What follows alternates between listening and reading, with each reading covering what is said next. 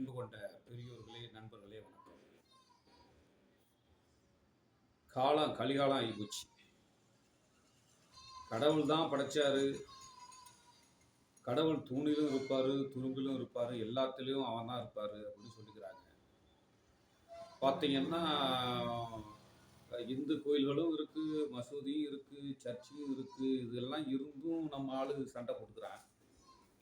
இப்படி இருக்கக்கூடிய சூழ்நிலையில இப்ப கடவுளுக்கே அல்வா கொடுக்கக்கூடிய ஒரு சூழ்நிலை நடந்துகிட்டு இருக்கு நாட்டுல. அது உங்களுக்கு தெரியுதா இல்லையா அப்படிங்கிறது எனக்கு தெரியல. ஒரு 3 மாசத்துக்கு முன்னாடி, 6 மாசத்துக்கு முன்னாடி என்ன நடந்துச்சு? திருப்பதி லட்டுல வந்து மாட்டு கொழுப்ப கலந்துட்டாங்க, பன்றி கொழுப்ப கலந்துட்டாங்க அப்படின்னு சொல்லி மிகப்பெரிய பிரச்சாரம், மிகப்பெரிய ஊடகங்கள்லாம் மிகப்பெரிய பேச்சு, அதுக்கு புகாரு, அதுக்கு விசாரணை, அதை ஆராய்ச்சி பண்ணி ஆய்வு அறிக்கை, இதெல்லாம் என்ன ஆச்சு, கலந்தாங்களா இல்லையா அப்படிங்கிற முடிவு தெரியல. அது ஒரு பக்கம் நடந்துகிட்டு இருக்கு. இப்போ பார்த்தீங்கன்னா சபரிமலை ஐயப்பன் கோயிலில் அது வாசல் படியில் அந்த 18 படி இருக்கக்கூடிய வாசல் இருக்குல்ல, அந்த வாசல், அந்த வாசலில் இருக்கக்கூடிய அந்த நிலையில் பார்த்தீங்கன்னா தங்க தகடுகள், தங்கத்தால் வேயப்பட்ட தகடுகள், அதனால் செய்யப்பட்டது பதிச்சிருக்கிறாங்க அப்படின்னு சொல்கிறாங்க. அதை சரி பண்ணுறதுக்காக போன அந்த கோயில் நிர்வாகத்தில் இருக்கக்கூடிய ஒரு மேம்புடி என்ன பண்ணியிருக்கு, அதை கட்டிட்டு போய் அதில் அந்த தங்கத்தெல்லாம் எடுத்து அதை மறுபடியும் எடை வைக்கும்போது இத்தனை தங்கம், இத்தனை கிலோ குறையுது அப்படின்னு பேச்சு நடந்துக்கிட்டு இருக்கு. அதுபடி ஒரு கம்ப்ளைண்ட் கொடுத்து அது விசாரணை, அது ஒரு பக்கம் போயிட்டு இருக்கு.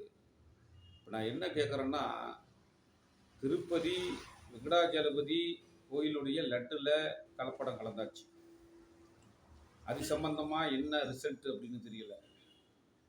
அதுபோல் பார்த்தீங்கன்னு சொன்னால், நம்ம ஐயப்பன் கோயிலில் தங்க தகடு வேலை பார்க்க போன இடத்துல பல பவுனு இத்தனை கிலோ கணக்கில் அடிச்சிட்டான் நம்ம ஆளு. இப்போ இதெல்லாம் செஞ்சது யாருன்னு கேட்டிங்கன்னா, நாத்திகன் செய்யலை. எல்லாம் செஞ்சது யாருன்னு கேட்டால், ரொம்ப சாமி மேலே, ஐயப்பன் மேலே, வெங்கடாஜலபதி மேலே ரொம்ப பக்தியாக இருக்கக்கூடிய நபர்கள் தான் இந்த வேலையெல்லாம் செய்கிறான். எந்த நாத்திகரோ, எந்த கடவுள் மறுப்பாளரோ, எந்த நாத்திகனும் இந்த வேலையை செய்யலை. ஒரு பக்கம் இவெல்லாம் கடவுள் இருக்கு இருக்கு இருக்கு இருக்கு அப்படின்னு சொல்லி கடவுள்கிட்ட இருக்கிற தங்கத்தையும் நகையையும் பணத்தையும் பொருளையும் திருடிக்கிட்டு இருக்கான். இப்படியெல்லாம் திருடிக்கிட்டு ஒரு பக்கம் திருடிக்கிட்டு இன்னொரு பக்கம் என்ன அப்படின்னு செஞ்சான்னா, இவரை போல வெங்கடாஜலபதியை போல ஆளே கிடையாது, சர்வ சக்தி பிடிச்சவர் அப்படிங்கிறான். அதுபோல ஐயப்பனை மாதிரி ஆளே கிடையாது அப்படிங்கிறான். நல்லா நீங்கள் சிந்திச்சு பார்க்கணும்.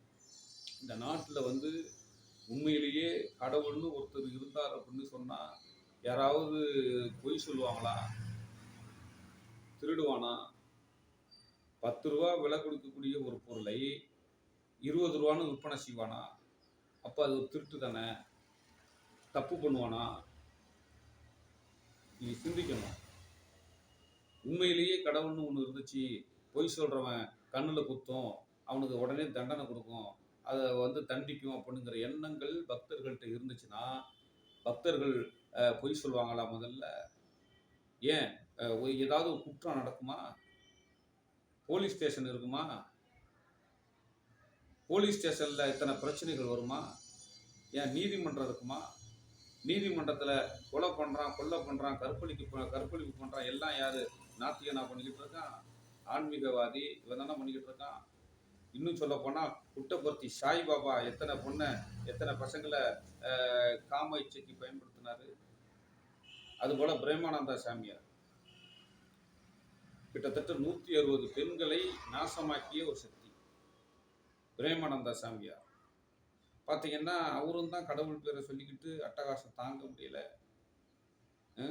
இதெல்லாம் பார்த்தீங்கன்னு சொன்னால் எல்லாமே கடவுள் பேரால் நடக்கிற கொடுமைகள்.